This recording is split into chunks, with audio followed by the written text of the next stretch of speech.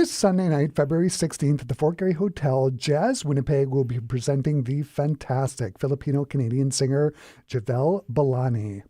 Praised for her gorgeous contralto voice, Balani has been making a big name for herself on Winnipeg's jazz scene. She performed at the 2024 TD International Jazz Festival here in Winnipeg, and in 2022 represented Canada at the World Championship of Performing Arts, which is often dubbed the World Talent Olympics, which is held in Anaheim, California. Inspired by singers such as Nat King Cole, Ella Fitzgerald, Norah Jones, and Adele, Jovelle Balani has made it her mission to bring back the classic sound of the club jazz singer to younger audiences. In the process, she has gathered fans and social media followers from far and wide, performing at venues all over the city, including the Centennial Concert Hall, the Burton Cummings Theatre, and the Canada Life Centre.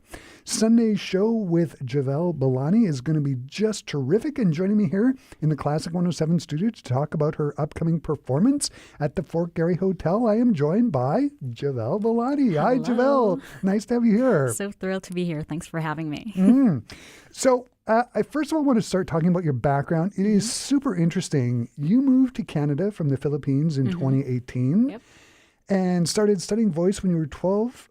Can you talk about what was on your Discman as a kid and how you made the decision to pursue voice?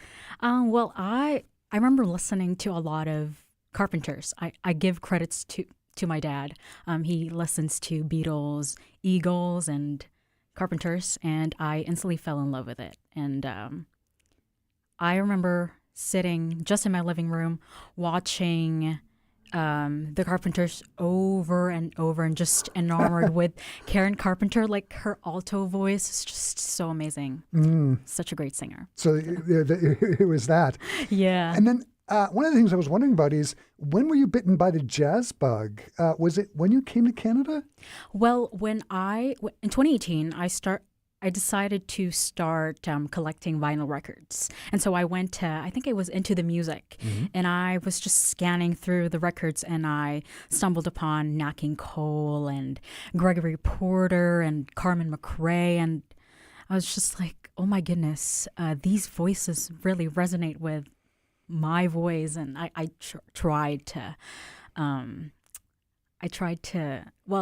dared to, because I've never even dared to perform jazz because I have pop roots. And right when I discovered these artists, it was only, I think, during the pandemic that I decided that I wanted to pursue jazz voice. And so I took lessons at Manitoba Conservatory of Music and Arts, and took lessons with Nadia Douglas through Creative Manitoba, which is a great experience. Yeah, I was reading about that.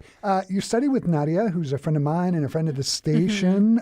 She's fantastic. Did she have any pearls of wisdom to pass on to you as your mentor? Oh, yeah.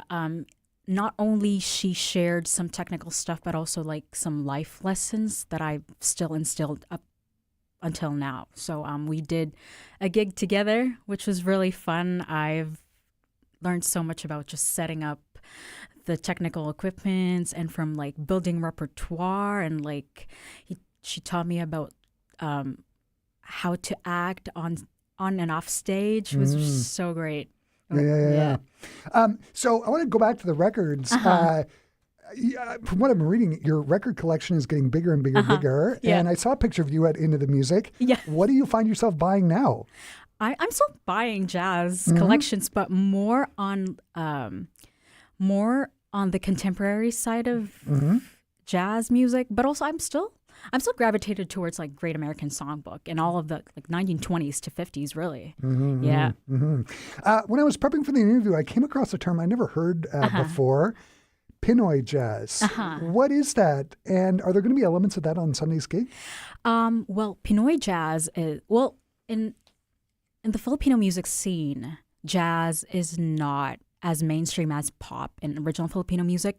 And so when I did a research, I stumbled upon a word called Jazzipino, which means Filipino jazz. And it's a term by an Filipino-American singer named Charmaine Clammer. And it felt I felt relieved knowing that there are Filipino people that are into jazz because it's not, again, as mainstream. And I actually did that last year at the 2024 Winnipeg International Jazz Festival.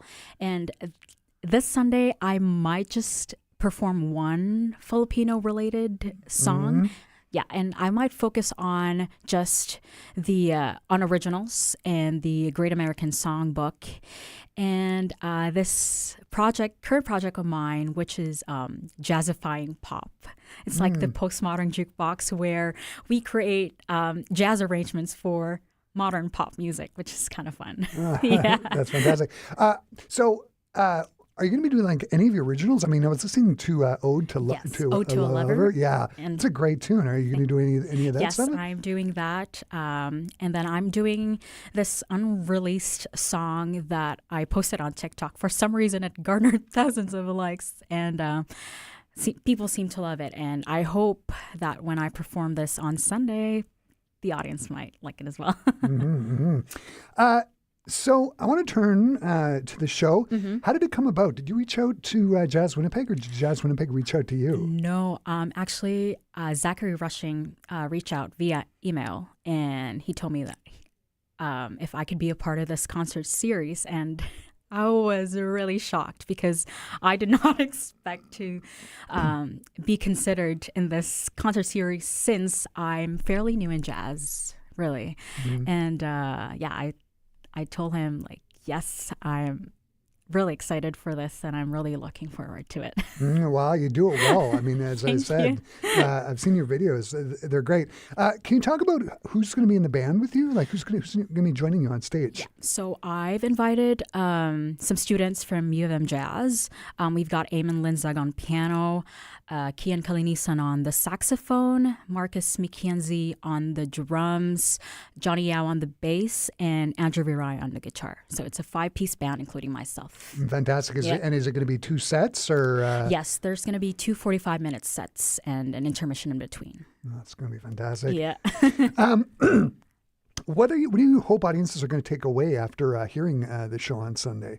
Well, more than anything, I hope people will just have a great time and maybe find an appreciation for jazz music. I hope that the folks, especially in my community, will find a sense of pride knowing that a Filipina is taking up space on that stage. And I hope the younger audiences really will feel inspired, and I hope this experience will be a gateway for them to listen to jazz music. Yeah, and this has been sort of one of your major sort of mantras is you want to like introduce like small combo with jazz with a singer to Gen Zers.